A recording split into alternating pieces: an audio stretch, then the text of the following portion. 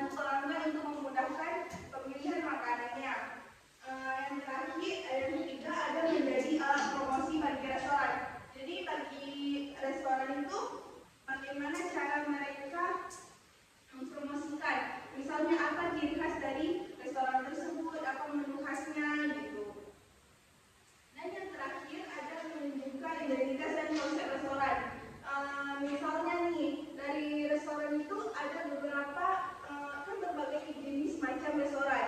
Kita mungkin bisa lihat dari restoran Arab-Araban atau Chinese gitu. Jadi ada banyak-banyak contoh, banyak-banyak menunjukkan identitas dan konsepnya. Nah, ada juga beberapa, Ibu akan jelasin beberapa menu. Nah, menu yang pertama ada menu tetap. Kalian tahu menu tetap itu apa?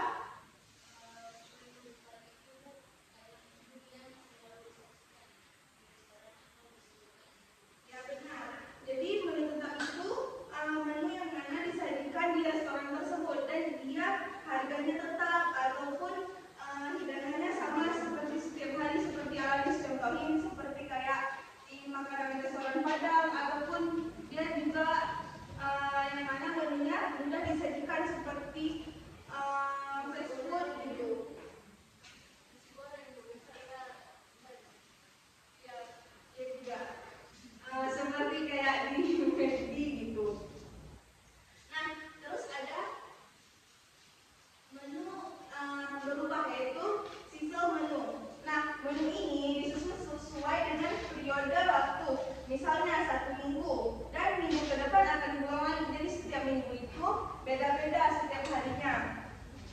Seperti biasanya kita kalau yang pernah asrama pasti setiap harinya beda kan menunya. Siapa yang pernah asrama di sini? Ya.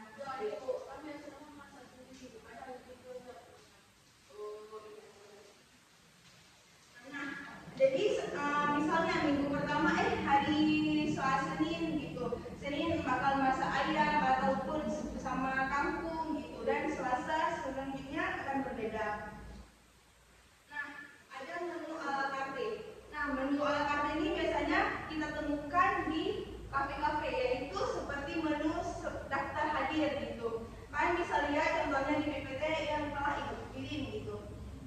Nah, menu ini dihidangkan satu persatu. Jadi setiap itemnya beda-beda harganya ataupun beda jenis-jenisnya gitu.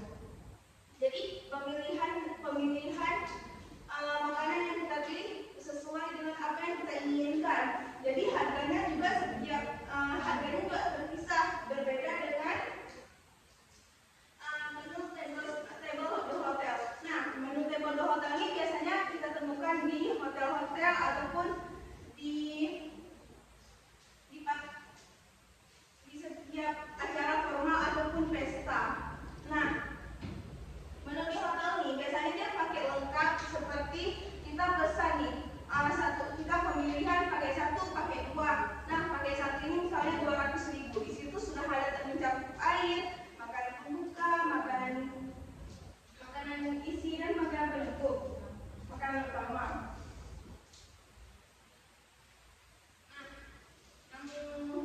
Selanjutnya ada menu makanan harian.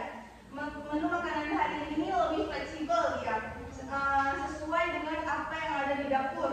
Nah, kalian pernah lihat nggak kafe yang ada yang jual sesuai menu mereka? Ada.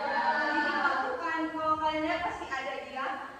Jadi dia jualnya sesuai dengan juru masaknya. Apa yang ada dia bakal lakukan dan itu yang bakal dia jual.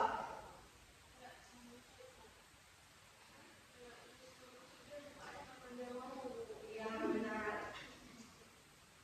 Nah, yang terakhir ini ada menu spesial. Nah, menu spesial ini biasanya dihidangkan sesuai dengan acara ataupun kebutuhan gitu, momen tertentu. Seperti misalnya kita ada acara maulid gitu, kita masak sirupuh gitu sama-sama, ataupun